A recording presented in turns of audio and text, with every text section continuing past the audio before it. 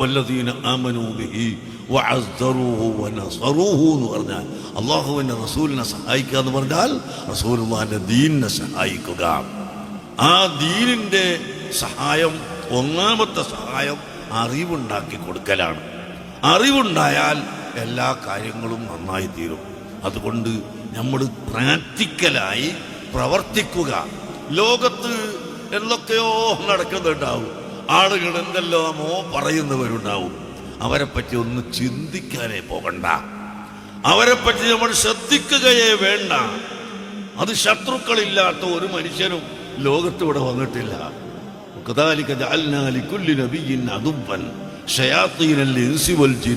അല്ലാഹു ഖുർആനിൽ പറയുന്ന എല്ലാ നബിമാർക്കും ശത്രുക്കളുണ്ട്.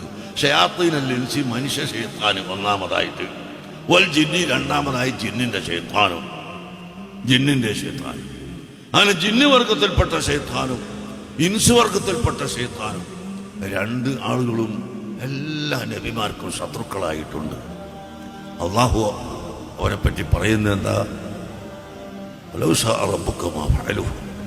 അല്ലാഹു ഉദ്ദേശിച്ചെങ്കിൽ അവരെ ചെയ്യില്ലായിരുന്നു. പക്ഷെ അല്ലാഹു അങ്ങനെയാണ് കണക്കാക്കിയത്.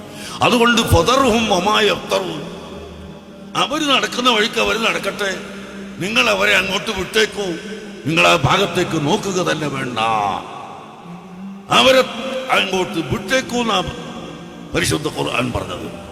ഈ പറഞ്ഞ പദത്തിന്റെ ഖുർആനിന്റെ അർത്ഥമാണ് ഇമാം ശാഫിഈ റളിയല്ലാഹു അൻഹു പറഞ്ഞു, യുഖാതിബുനി സഫീഹു ബികുല്ലി ഖുബ്ഹിൻ വഅക്റഹു അൻ അകൂന ലഹു മുജീബ.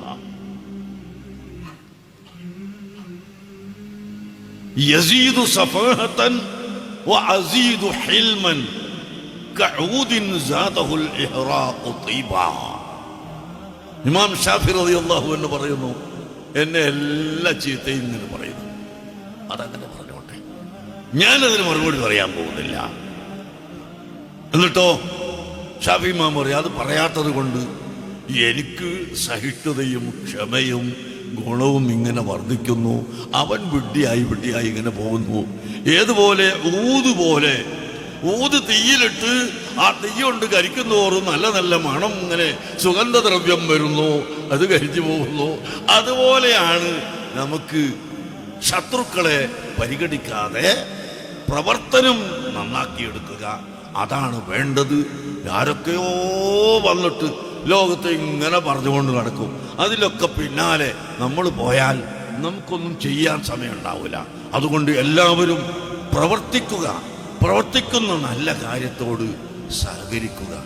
ഞങ്ങൾ എന്താണ് ചെയ്യുന്നത്? ഇപ്പോൾ മർക്കസ് തഖാഫത്തി സുന്നിയയിൽ ഒരു ദിവസം 5 പ്രാവശ്യം 5000 കുട്ടികൾക്ക് ഭക്ഷണം കൊടുക്കുന്നു. ഏറ്റവും ചെറിയത് 20,000 കുട്ടികൾ അതിൻ്റെ കീഴിൽ മെയിൻ ക്യാമ്പസുമായി ബന്ധപ്പെട്ട് തന്നെ പഠിക്കുന്നുവെങ്കിൽ അതിലേറ്റവും ചുരുങ്ങി 5000 കുട്ടികൾക്ക് 5 പ്രാവശ്യം ഭക്ഷണം കൊടുക്കുന്നു ഒരു ദിവസം. അത് 360 ദിവസവും കൊടുക്കുന്നു. നിങ്ങളെ വീട്ടിൽ ഒരു കല്യാണമുണ്ട്, 2000 ആളെ കല്യാണത്തിന് വിളിച്ചിരിക്കുന്നു.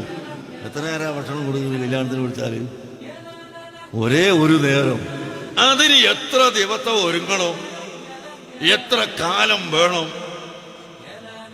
നിങ്ങൾ ആലോചിക്കണം. അതേ സമയത്ത് 5000 കുട്ടികൾക്ക് അൽഹംദുലില്ലാഹ് 3 നേരത്തെ ശരിയായ ഭക്ഷണവും 2 നേരത്തെ ചായയും ബിസ്ക്കറ്റും ഇങ്ങനെ എല്ലാ ദിവസവും കൊടുക്കണമെങ്കിൽ എത്ര പ്രയാസമുണ്ട്. ഇതൊക്കെ മനുഷ്യന് ചിന്തിച്ചാൽ പോരെ. അതുവരെ ചിന്തിക്കൂല, അങ്ങനെ നടക്കുന്നു. അതുകൊണ്ട് നമ്മൾ ഈ ലോകത്ത് നടക്കുന്ന ആളുകളുടെ ശബ്ദങ്ങളും കോലാഹലങ്ങളും അതൊന്നും ശ്രദ്ധിക്കാതെ നമ്മുടെ പ്രവർത്തനത്തിലേക്ക് മാത്രം എല്ലാം തിരിക്കുക.